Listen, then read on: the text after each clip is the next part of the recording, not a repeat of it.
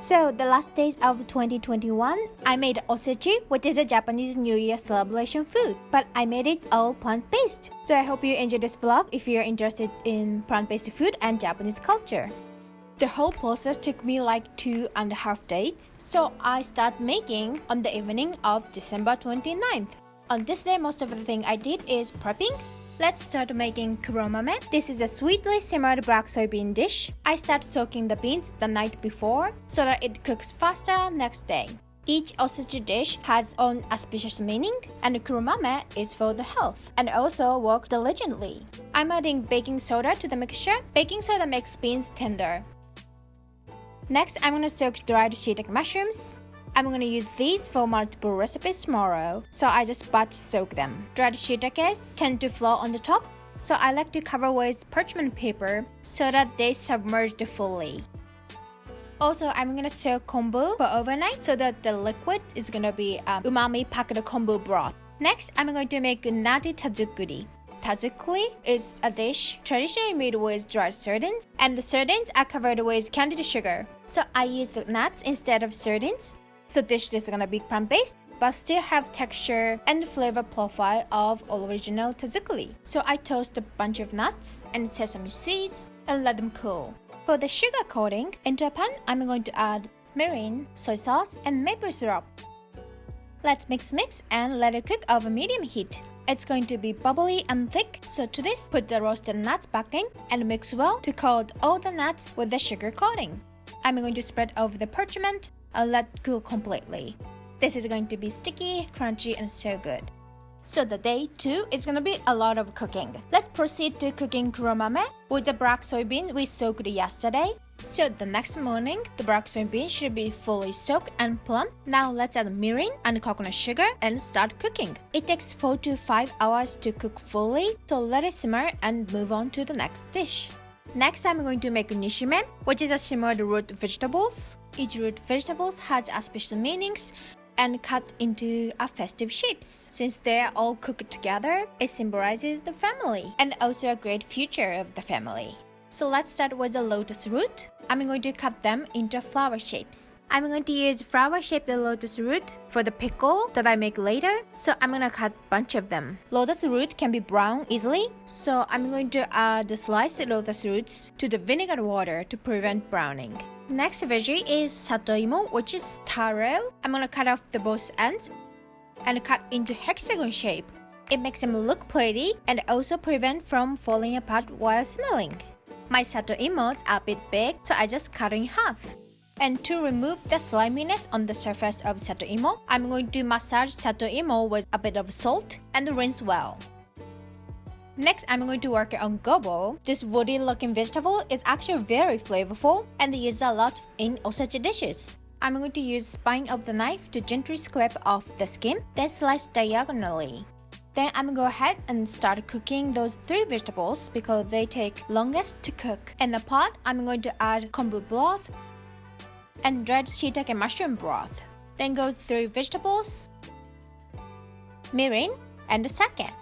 While they're cooking, let's prepare other ingredients. So for the shiitake mushrooms, just removing the stem is good, but to make it more festive, I'm gonna cut into a hexagon shape, which symbolizes the turtles for the longevity. Next, I'm going to cut carrots into plum flower shapes.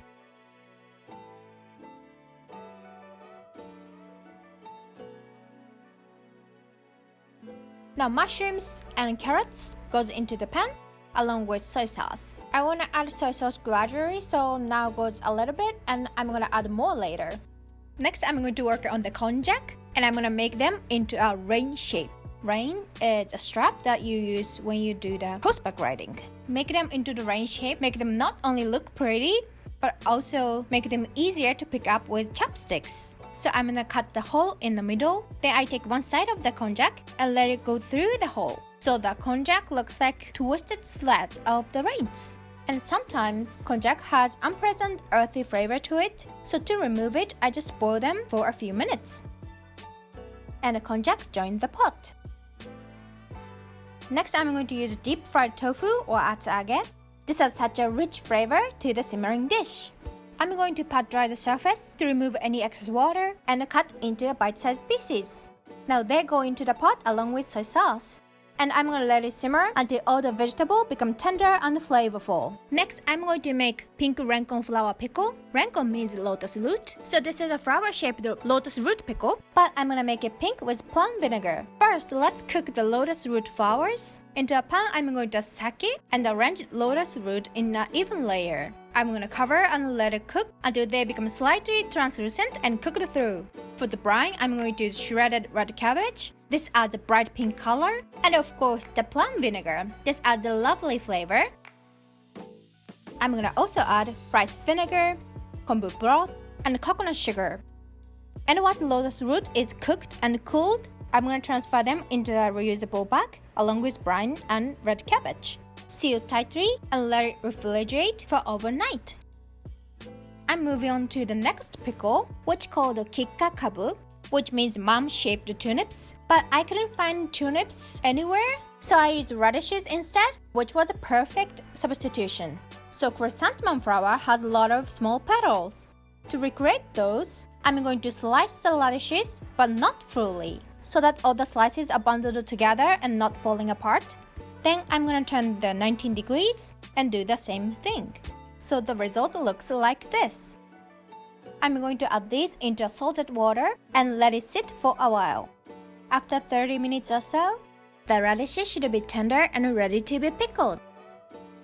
And for the brine, I'm going to use dried takanotsume pepper. I break it in half and remove the seeds. And also, I'm going to use a small piece of kombu.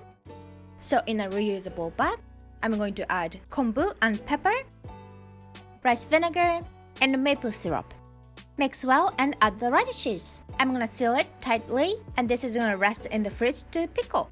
Now let's get back to the pot of gramame. After 4 or 5 hours, the black soybeans should be tender but still have crunch to it. I love the crunch, so I stopped at the 4-hour point, but if you like it softer, you can leave it longer. I'm adding soy sauce and covering with the parchment. Drying beans can cause a wrinkle on the surface, and the parchment is gonna prevent it. So cover and let cool. The beans gonna absorb the flavor while cooling.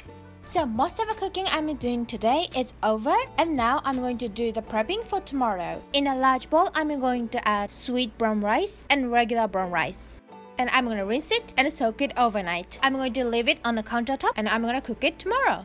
So next, I'm going to press the tofu to drain. I discard the water and pat dry the surface and placing the tofu between the tray and refrigerate overnight.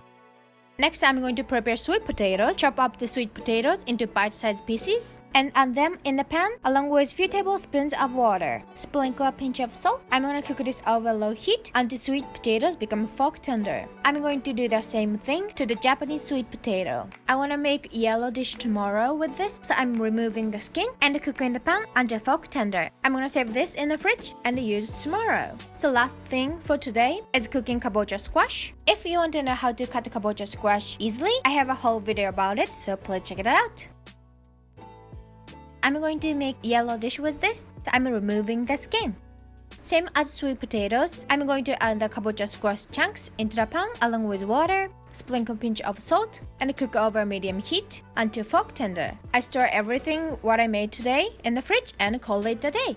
Day 3 is the last day, so let's go. The first thing I do is cooking brown rice I soaked yesterday. Let them hang in a strainer for 30 minutes to drain completely. Then I'm gonna cook the rice in the pressure cooker for 25 minutes on the high pressure setting. Meanwhile, let's start making datemaki. I'm making parchment paper mold that has the size of bamboo sushi mat. I'm going to bake the batter in this mold. In a food processor, I'm going to add drained firm tofu, cooked kabocha squash, maple syrup, and white miso paste. Sprinkle a pinch of salt, give it a blend until smooth, and I'm adding kombu broth, arrowroot flour, and baking powder. I'm gonna spread it in a parchment paper mold, and let's bake this in the oven. Next, I'm going to make Jifuku Namasu, which means 7 lakh salad. Namasu stands for the word vinegared pickle. So I'm going to cut daikon radish and carrot into thin strips. Cut watermelon radishes into thin quarter round. Add all into a bowl and massage with a pinch of salt. The massaging helps tenderize and pull the water out of the veggies. In addition of those, I'm going to slice shiitake mushrooms, cut konjac into thin strips. I boil them to remove the odor. And cut aburage, thin fried tofu, into same size thin strips. Then into a pan, I'm going to add shiitake broth, sake, slice the shiitake, aburage, and boil undrained konjac. Cover and cook until cooked through. Meanwhile, I'm going to toast white sesame seeds in a small pan. And for the marinade, I'm going to combine rice vinegar, kombu dashi, maple syrup, and dash of yuzu juice. So let's check the pan. Once these are cooked, add soy sauce and stir to cook until the most of the liquid is absorbed. Now squeeze excess liquid out of the radishes and carrots. There must be lots of water out. And let's mix with cooked veggies and the marinade. For the finishing, I'm going to add toasted sesame seeds and yuzu zest. So once that the maki batter is baked, let it cool slightly and transfer it to bamboo sushi mat. I'm going to roll it up into a datemaki shape. It's important to roll it while it's still warm, so this is gonna set in the shape of datemaki. Next, I'm going to make tataki gobo. This is a dish made with gobo, which is burdock root. This dish is for good luck. I'm going to cut gobo into sticks and cook with sake. Meanwhile, in a mortar, add toasted sesame seeds and grind with pestle. Add the rice vinegar, coconut sugar, and soy sauce. Mix well and toast with gobo. Next, I'm going to make kohagi, which is small mochi balls. Using the cooked mixture of brown rice and sweet brown rice, make small balls. This is going to be an easy mochi dessert. I'm going to make 3 kinds of coating for small mochi balls. First one is black sesame seeds flavor. I grind toasted black sesame seeds and combine with brown sugar. Second flavor is kineko, which is roasted soybean flour. This is a very common ingredient as an accompaniment for mochi. And combine kineko with brown sugar. The last flavor is matcha. Combining matcha and brown sugar makes perfect coating. Next, I'm going to make kiriboshi daikon spring rolls. This is not a traditional osechi recipe, but this is very satisfying. Also, kiriboshi daikon, which is dried daikon radish strips, is one of the most detoxifying ingredients in a macrobiotic cuisine, so we can enjoy indulging osechi while we stay healthy. Place onion and carrot, add a pinch of salt, cover, and cook over medium-low heat. While cooking, the water is reduced too much, so I just add extra splash of kiriboshi daikon water. So once onion and carrot become tender, I'm going to add drained kiriboshi daikon and cook further. Add soy sauce and cook until most of the liquid is absorbed. And this is gonna be a spring roll filling. I'm going to wrap this in the spring roll wrappers.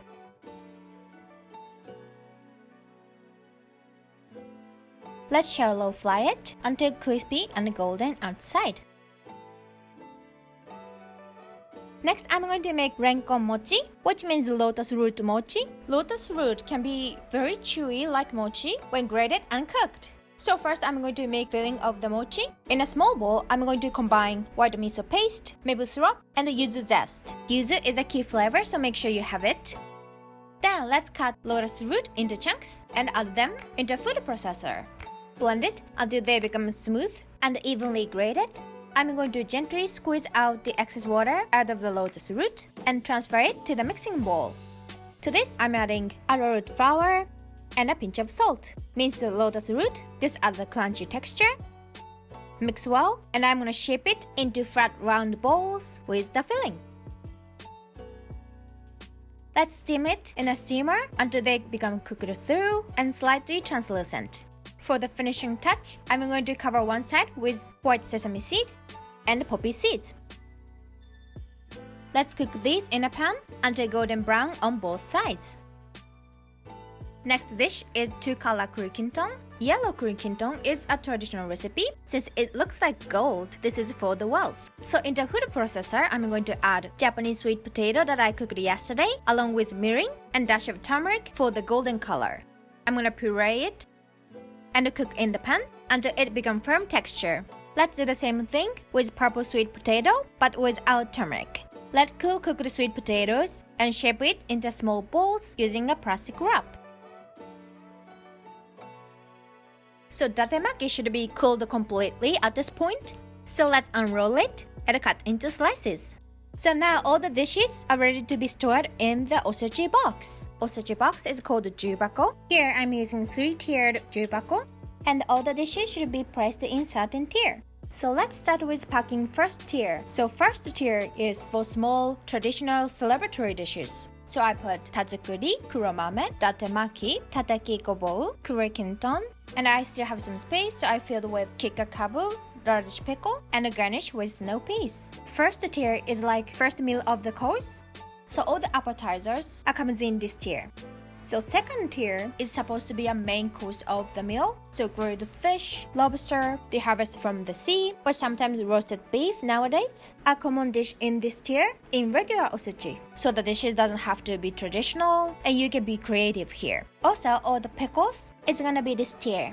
So here I got kohagi. I cover the surface of mochi balls with the coating, Renko Mochi, kiruboshi daikon spring rolls, Jifuku Namasu, kikka radish, lotus root plum pickle. So the third tier is all for the nishime. This tier is to celebrate harvest from the mountain. So my 3-tiered plant-based osechi is ready. I use less sugar compared to the traditional recipe, so it's much healthier, and I'm fully ready to 2022. I hope you enjoyed this video. And if you like this video, please give it a like and subscribe. Thank you so much for watching and see you in the next one.